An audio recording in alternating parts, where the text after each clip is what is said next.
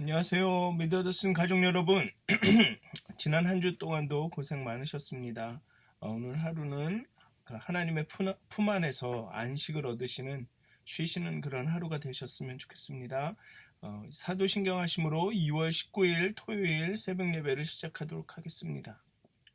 전능하사 천지를 만드신 하나님 아버지를 내가 믿사오며 그 외아들 우리 주 예수 그리스도를 믿사오니 이는 성령으로 잉태하사 동정녀 마리아에게 나시고 본디오 빌라도에게 고난을 받으사 십자가에 못 박혀 죽으시고 장사한 지 사흘 만에 죽은 자 가운데서 다시 살아나시며 하늘에 오르사 전능하신 하나님 우편에 앉아 계시다가 죄로서 산 자와 죽은 자를 심판하러 오시리라. 성령을 믿사오며 거룩한 공회와 성도가 서로 교통하는 것과 죄를 사하여 주시는 것과 몸이 다시 사는 것과 영원히 사는 것을 믿사옵나이다. 아멘. 찬송가 516장 함께 찬양하시겠습니다. 옛날 찬송가로는 265장입니다. 찬송가 516장 오는 길 따르라 의의 길 함께 찬양하도록 하겠습니다.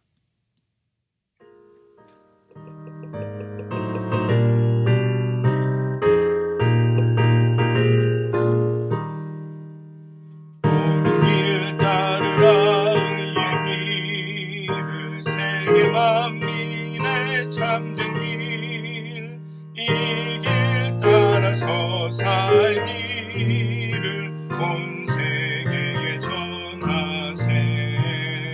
만 백성이 나갈 길, 어두운 밤 지나고 동튼다. 환한 빛 보아라 저 빛, 주 예수의 이 땅에 곧 오겠네 오겠네.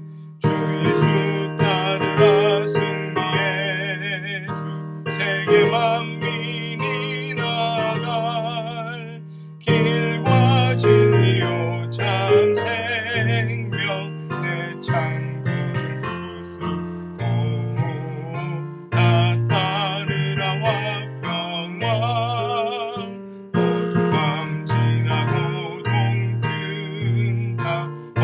빛 보아라 저 빛, 주 예수의 나라 이 땅에 곧 오겠네 오겠네. 놀라운 이 소식 알리어라.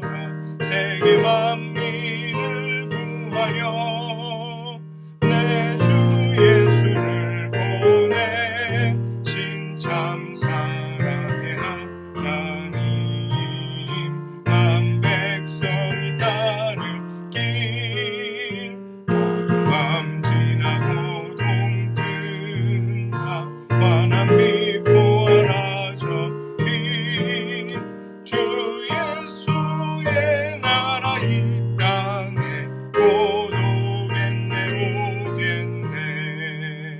오는 길 헤치고 찾아온 길, 많은 백성을 구한 길, 모두 나와서 믿으면 온 세상이 마침내 이 진리에 살겠네. 어두운 밤 지나고 동튼다. 환한 빛 보아라 저 빛, 주 예수의 나라 이 땅에 곧 오겠네 오겠네. 아멘. 기도하시겠습니다. 우리의 빛 되신 하나님, 정말 주님의 그 빛을 따라서, 그 빛의 인도하심을 따라서 오늘을 살기 원합니다. 하나님, 오늘 이 아침에 우리가 말씀을 묵상하고 기도하고 찬양할 때 하나님, 하나님의 그 진리의 빛을 우리에게 비춰주시옵소서. 우리의 마음을 비춰주사 우리 마음 가운데 있는 그 하나님께 합당하지 않은 그런 것들을 깨닫게 하시고 그런 것들을 드러내 주시고 정말 하나님께 온전히 회개하고 돌이키고 정말 그렇게 하나님께 가까이 가는 그런 시간이 되게 해 주시옵소서. 하나님 정말 우리가 그리스도인으로 이 땅을 살아갈 때 정말 예수 그리스도의 그 아름다운 덕을 선포하며 우리의 삶으로 우리의 선한 행실로 하나님의 이름을 높이는 그런 그리스도인들이 될 수 있도록 하나님 우리와 함께 해 주시옵소서. 감사합니다. 예수님의 이름으로 기도하였습니다. 아멘. 오늘 함께 나누실 말씀은 베드로전서 3장 1절에서 12절까지의 말씀입니다. 베드로전서 3장 1절에서 12절까지의 말씀입니다. 제가 봉독하도록 하겠습니다. 아내들아, 이와 같이 자기 남편에게 순종하라. 이는 혹 말씀을 순종하지 않는 자라도 말로 말미암지 않고 그 아내의 행실로 말미암아 구원을 받게 하려 함이니 너희의 두려워하며 정결한 행실을 봄이라. 너희 단장은 머리를 꾸미고 금을 차고 아름다운 옷을 입는 외모로 하지 말고 오직 마음에 숨은 사람을 온유하고 안정한 심령에 썩지 아니할 것으로 하라. 이는 하나님 앞에 값진 것이니라. 전에 하나님께 소망을 두었던 거룩한 부녀들도 이와 같이 자기 남편에게 순종함으로 자기를 단장하였나니 사라가 아브라함을 주라 칭하여 순종한 것 같이 너희는 선을 행하고 아무 두려운 일에도 놀라지 아니하면 그의 딸이 된 것이니라. 남편들아, 이와 같이 지식을 따라 너희 아내와 동거하고 그를 더 연약한 그릇이요 또 생명의 은혜를 함께 이어받을 자로 알아 귀히 여기라. 이는 너희의 기도가 막히지 아니하게 하려 함이라. 마지막으로 말하노니 너희가 다 마음을 같이하여 동정하며 형제를 사랑하며 불쌍히 여기며 겸손하며 악을 악으로 욕을 욕으로 갚지 말고 도리어 복을 빌라. 이를 위하여 너희가 부르심을 받았으니 이는 복을 이어받게 하려 하심이라. 그러므로 생명을 사랑하고 좋은 날 보기를 원하는 자는 혀를 금하여 악한 말을 그치며 그 입술로 거짓을 말하지 말고 악에서 떠나 선을 행하고 화평을 구하며 그것을 따르라. 주의 눈은 의인을 향하시고 그의 귀는 의인의 간구에 기울이시되 주의 얼굴은 악행하는 자들을 대하시느니라 하였느니라. 아멘. 오늘 본문을 보면 앞에 2장과 마찬가지로 계속해서 사회 구성원으로서의 성도의 삶에 대해서 권면을 하고 있습니다. 이것이 4장 3절까지 계속 될 텐데요. 오늘의 본문은 내용은 크게 두 부분으로 나눌 수 있습니다. 첫째, 1절에서 7절은 가정의 핵심 구성원인 남편과 아내에 대한 권면입니다.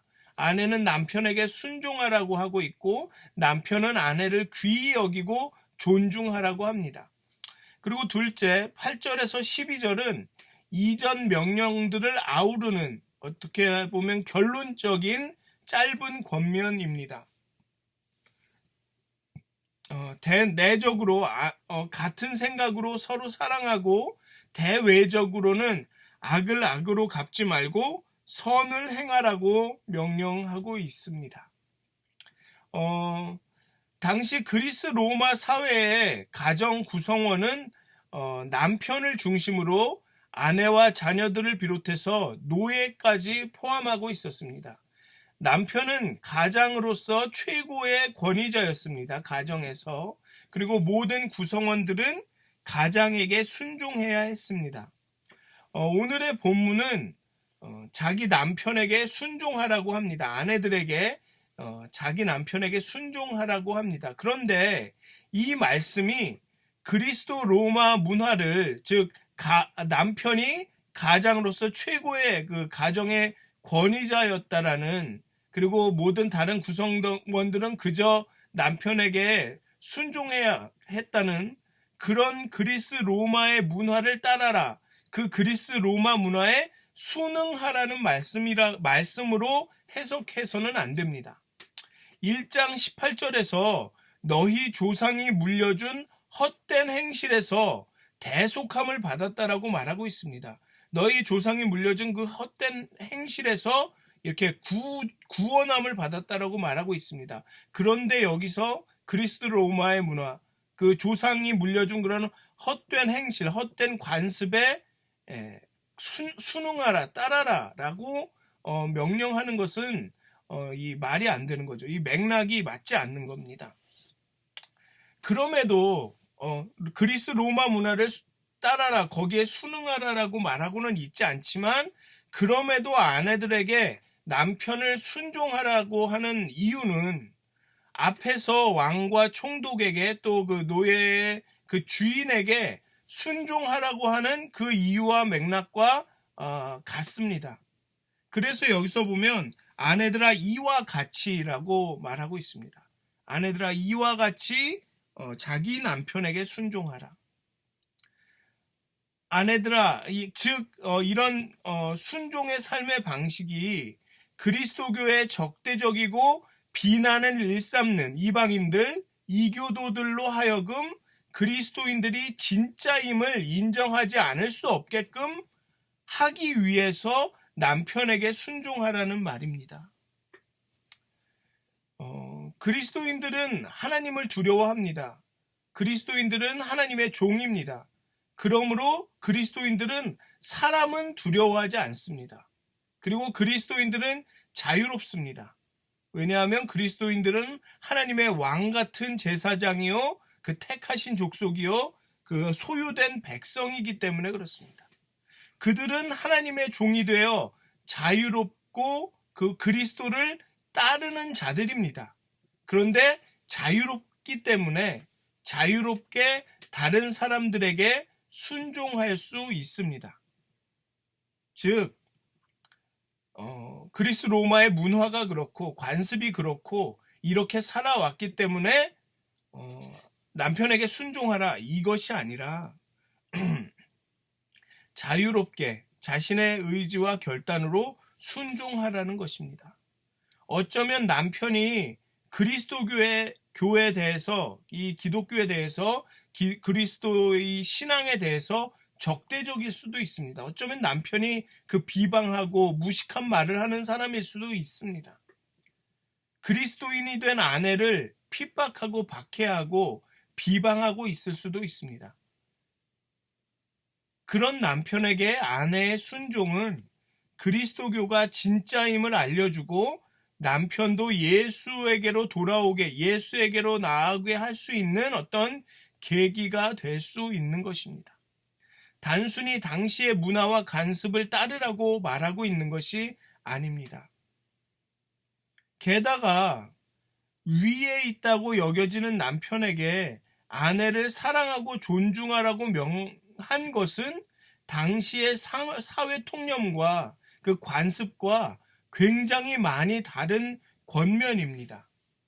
즉 다시 말하면 여기 어떻게 보면은 뭐 그 당시의 관습과 비슷해 보일진 모르지만 하나님을 중심으로 한 새로운 가치 기준이 여기에 반영이 된다는 것입니다. 그냥 지금까지 남편에게 순종하고 떠받들고 이렇게 해왔기 때문에 그렇게 하라는 것이 아니라 주를 위하여 하나님의 나라가 이 땅에 이루어질 것들을 위하여, 또 혹시 그 아내의 순종을 통해서 남편이 예수님을 만나는 일이, 남편이 그리스도교가 진짜임을, 진리임을 깨닫게 되는 일이 있을지도 모르기 때문에 그런 어떤 목적을 갖고 순종을 한다는 것입니다. 그리고 그 다음에 이제 정결한 삶의 모습이 어떻게 나타날지에 대해서 이야기를 하고 있습니다. 여자와 아내로서 이렇게 그 단장하되, 여자와 아내로서 이렇게 단정하고 아름답게 단장하되 마음에 숨은 사람, 곧 내면을 썩지 않은 온유함과 조용함으로 꾸미라고 합니다. 하나님 백성으로서 합당한 인격의 모습으로 단장하라는 말입니다. 이는 저는 단지 여성에게만 한정되는 말씀은 아니라고 생각합니다. 남성도, 남자들도, 남편들도 이렇게 겉모습이 아닌 내면을, 그 안사람을, 내면의 속사람을 이렇게 온유함과 조용함으로 꾸미는 것이, 그게 그리스도인들이 할 일인 것 같습니다. 그래서 베드로는 이것이 하나님 앞에서 값진 것이라고, 소중하고 귀한 것이라고 말합니다. 그리고 이제 남편에 대한 명령이 나옵니다. 이와 같이 지식을 따라 아내와 동거하라고 말합니다. 여기서 지식을 따라라는 뜻은 사려 깊음을 이야기합니다. 어떤 지식을 갖고가 아니라 사려 깊음. 정말 이렇게 뭐라 그럴까요? 아내가 어떤 것을 필요로 하는지 그런 것들을 사려 깊게 생각하고 동거하라고 합니다. 배려하면서 살라고 하는 것이죠. 그리고 연약한 그릇처럼 신체적 힘이 약한 아내를 함부로 대하며 살지 말라고 말합니다. 그 다음은 이제 아내를 존중하라. 이 가정 안에서의 그 아내의 그런 역할과 위치를 존중하라는 명령인데, 어떤 분들은 이 남편에 대한 명령을 이렇게 들으면서, 누가 아내를, 존중 안 하면서, 안 하고 이런 사람이 있겠냐? 다 나는 이렇게 한다라고 하는데, 이것을 이 당시 그리스 로마의 문화, 그러니까 이 글을 읽는 그 당시의 사람들의 관점에서 보면 이것은 엄청난, 아내에게 정말로 잘해주고 정말 대단한 대우를 해주는 겁니다. 여기 보면 어떤 얘기가 나오냐 하면, 이를 생명의 은혜를 함께 이어받을 자로 알아 귀히 여기라 라는 말로 이 아내를 존중하라는 말이 나옵니다. 생명의 은혜를 함께 이어받을 자, 상속자로 여기라는 것입니다. 이 상속이라는 관점에서 그 당시의 문화로 볼 때는 상속은 남자, 그것도 장자를 통해서만 이루어졌습니다. 그 집안의 모든 그런 권리와 재산과 모든 것이 남자, 장자, 첫째 아들을 통해서만 이루어졌습니다. 그런데 그것에 대해서 이젠 여인도, 아내도 상속을 할 수 있다. 유업을 이어받을 자로 여겨라라는 것은, 이것은 정말로 그 당시 문화를 완전히 뒤집어 엎는 행위입니다. 그러니까 적당하게 그냥 아내한테 잘해주라라는 얘기가 아닙니다. 완전히 가치관을 바꾸라라는 거죠. 여성에 대한, 이 아내에 대한 가치관을 바꾸라는 얘기입니다. 상속이라는 관점에서 아내와 남자가 동등한 위치에 놓인 것입니다. 축복이 장자에게만, 남자에게만 상속되었다는 사실을 생각하면 이것은 엄청난, 낯설기도 하고 뭐라 그럴까, 획기적이라고 해야 되나요? 완전히 upside down, 그 당시의 질서를 뒤엎는 그런 명령입니다. 아내가 남편과 같은 권리를 가지고 있다는 것입니다.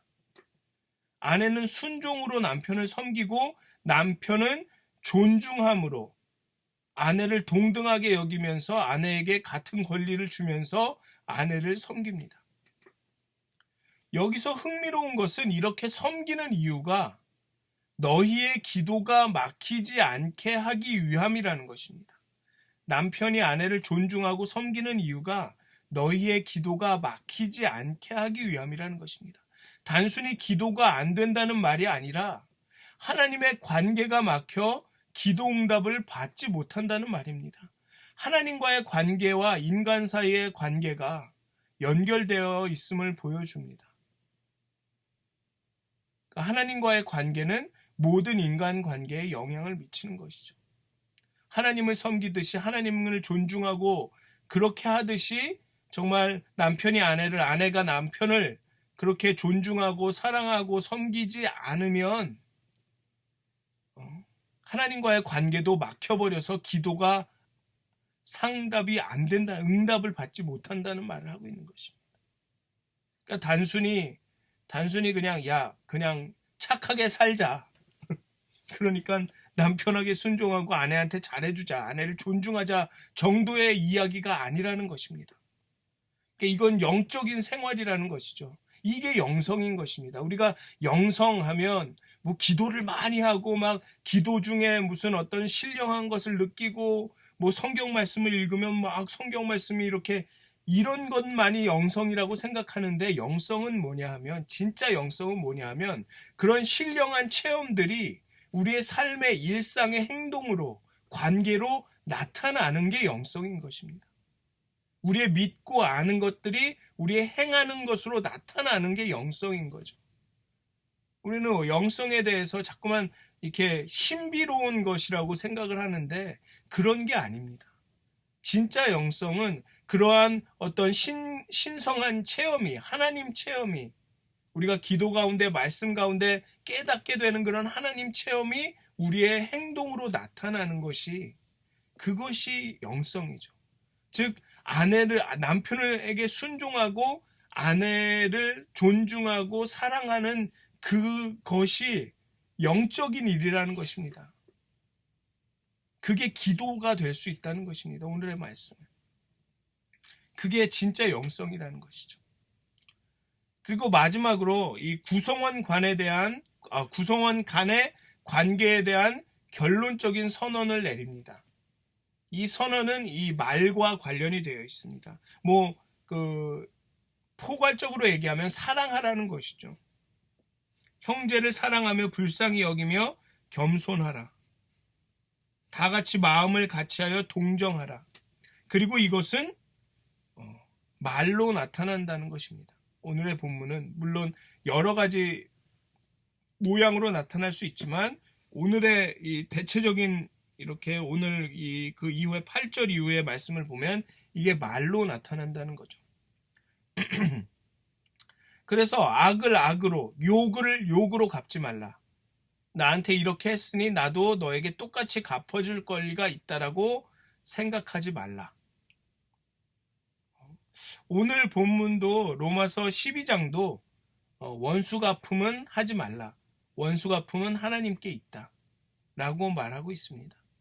생명을 사랑하고 좋은 날 보기 원하는 자는 혀를 금하여 악한 말을 그치고 거짓을 말하지 말라. 악한 말과 거짓을 말하는 것은 형제를 사랑하며 불쌍히 여기며 겸손한 행동이 아니라는 것이죠. 선을 행하고 화평을 구하라. 이 메시지는 이 로마서 12장과 굉장히 너무 닮아 있습니다. 12장의 그 마지막 부분에 원수를 사랑하고 원수 갚지 말고 악을 악으로 이기지 말고 선으로 이겨라. 선을 행하고 화평을 구하라. 너무 비슷하죠. 아마도 이 베드로와 바울이 서로 교류가 있었을 것입니다. 아마 좀 다투고 완전히 사역의 그런 본질이 달랐지만 그들 가운데 이렇게 서로 동감하고 동의하는 부분들이 분명히 있었을 것입니다. 그래서 아마 이러한 비슷한 그 내용의 이런 메시지를 전하게 된 것 같습니다. 성도의 삶은 어쨌든 결국은 사랑으로 규결이 됩니다. 하나님의 사랑을 받고 그 사랑을 사람과의 관계를 통해 드러내는 것. 그래서 지금까지 2장부터 얘기한 그런 성도의 삶에 대한 것들이 대개는 지금 관계에 대한 이야기를 하고 있습니다. 왕과 총독, 노예와의 관계, 아내와 남편과의 관계, 그리고 이제 형제와의 관계. 그 영성이란 게 바로 이런 거죠. 우리의 관계를 통해, 우리의 삶을 통해서 우리의 그 신령한 그런 믿음과 신앙이 드러나는 게, 그게 영성이라는 것입니다. 사랑으로 역사하는 믿음. 믿음이 있다면서 막 악다구니 하면서 싸우는 장로 권사님들은 그들의 믿음을 다시 한번 이렇게 들여다봐야 되는 것이죠. 정말 내가 믿음의 사람인가? 실수가 없을 거란 말씀은 아닙니다. 그렇지만 정말 믿음의 사람들은 저 사람이 나한테 악을 대했으니 나도 악으로 갚는다. 저 사람이 나한테 욕을 했으니 나도 욕으로 갚아준다. 당신은 잘못했으니 내가 화나는 게 당연하다. 라는 입장을 취하지 않는다는 것이죠. 내가 하나님의 뜻을 알고 있으니 내가 이렇게 분노해도 된다. 내가 하나님의 편에 있으니 내가 당신을 이렇게 정죄해도 된다. 이런 편에 서지 않는다는 것입니다. 믿음의 사람들은 때로는 화를 내고 말실수도 하지만 우리 안에 아직도 이런 모습이 있다면 내가 원수 갚을 권리가 있고 내게 행해진 악에 대해서 내가 그 악을 갚아줄, 그러니까 상대에게 해를 입힐 권리가 있고 그런 마음이 있다면 선을 행하고 화평을 구하는 것이 아니라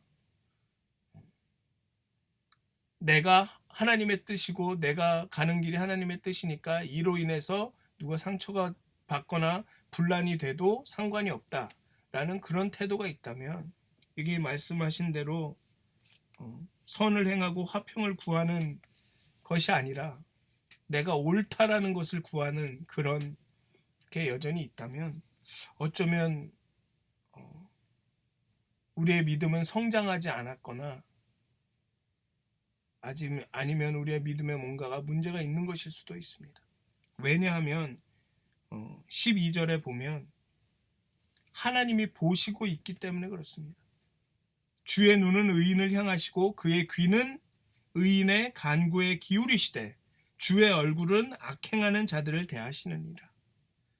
하나님이 보고 계시다라는 것을 의식하고 있는 성도는, 믿음의 사람들은 여기에 나온 것처럼 악을 악으로 갚거나 욕을 욕으로 갚거나 악에 머물거나 악한 말을 계속하거나 그 입술로 거짓을 말하기가 어려운 거죠. 말하기가 어려운 거죠. 쉽지가 않은 거죠. 마음속에 미움과 다툼으로 가득 차서 그 미움과 다툼을 누구에게인가 막 쏟아내는 그런 일을 하기가 어렵게 되는 거죠. 사랑하는 믿음 가족 여러분, 영성은